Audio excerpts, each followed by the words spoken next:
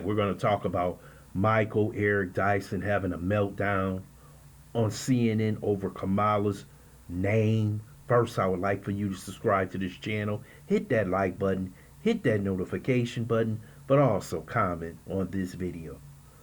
Over the past month, you have seen multiple meltdowns from the Black Boule.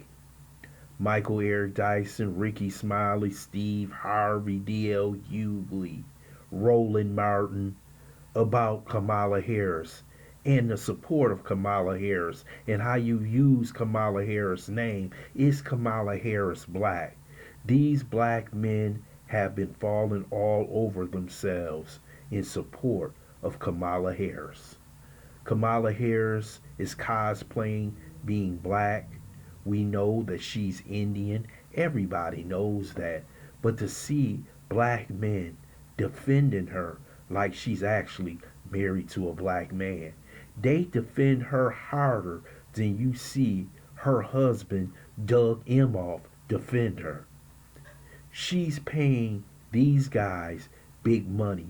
You saw Umar Johnson said they offered him $10,000 for an interview, which was basically saying that she is paying all these celebrities, all these influencers, especially black, to speak for her.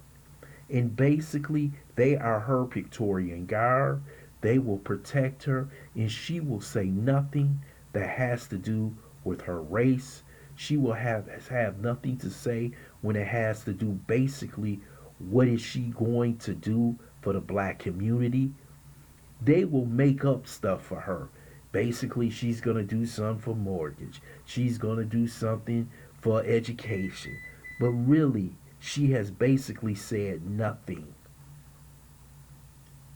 And one thing that you will understand about the Democrat Party, just like when they said in a memo, never promise any of these black organizations or any of these black leaderships, never promise them anything.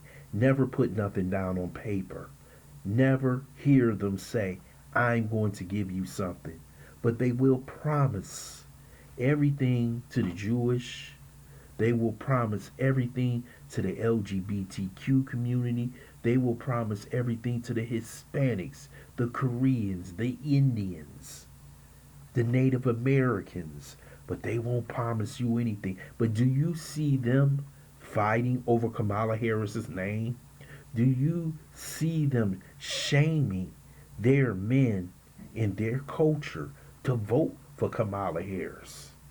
It's almost like she has unleashed a sort of gangsterism on the black community that you better stand in line on November 5th and vote for this woman.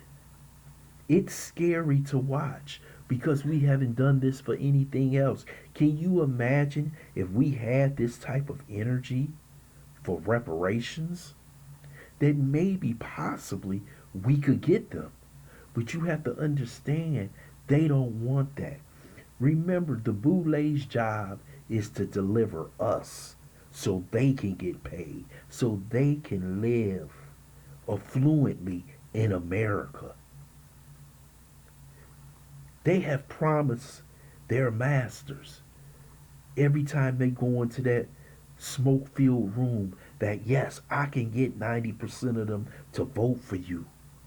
If you pay me this money, if you give me this position, if you invite me to this party, if you give me a government contract once you get elected.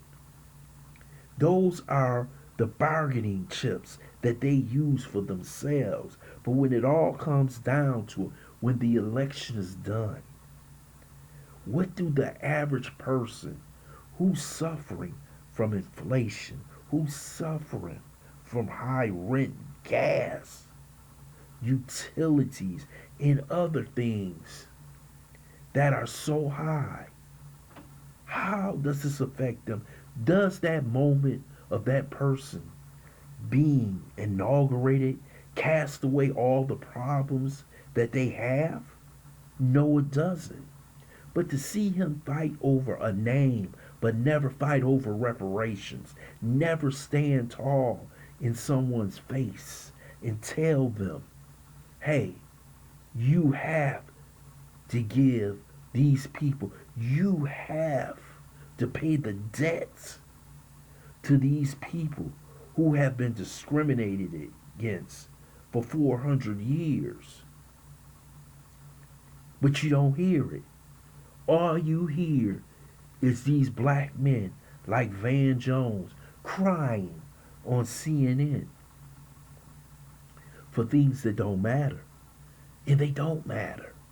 What matters to the black community right now is that if we get nothing for the next 4 years, and she's talking about closing down the migrant detention centers, if all the money goes to the migrants, all the money goes to every other group, we are being cast away. And I'm telling you, 4 more years of this, and we're actually done as a community.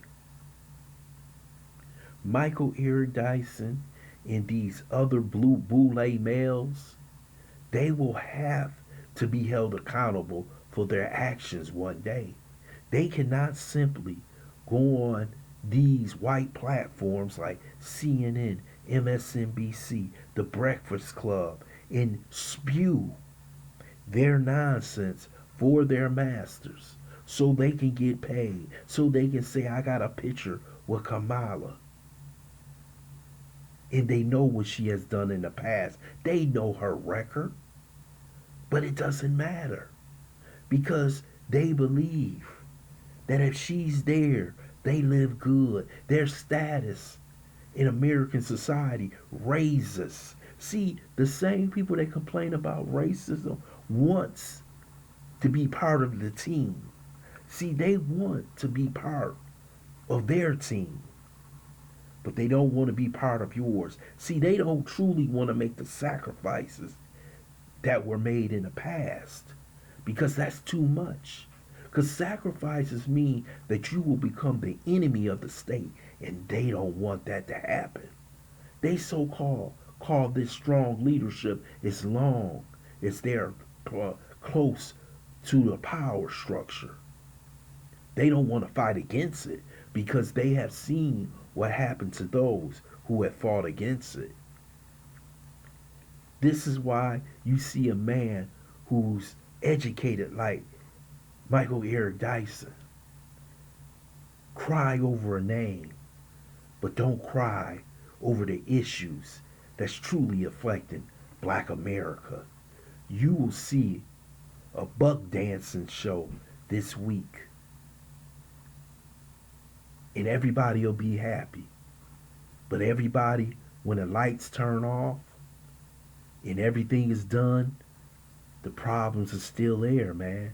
It's like being on a high. You can be high, but when that high comes down, you still in the same position you was 4 or 5 hours ago. I would love to hear your comments in the comments section. I want to thank you for listening to BLACKSITE. Hope you subscribe to this channel. Smash that like button, but also share this video.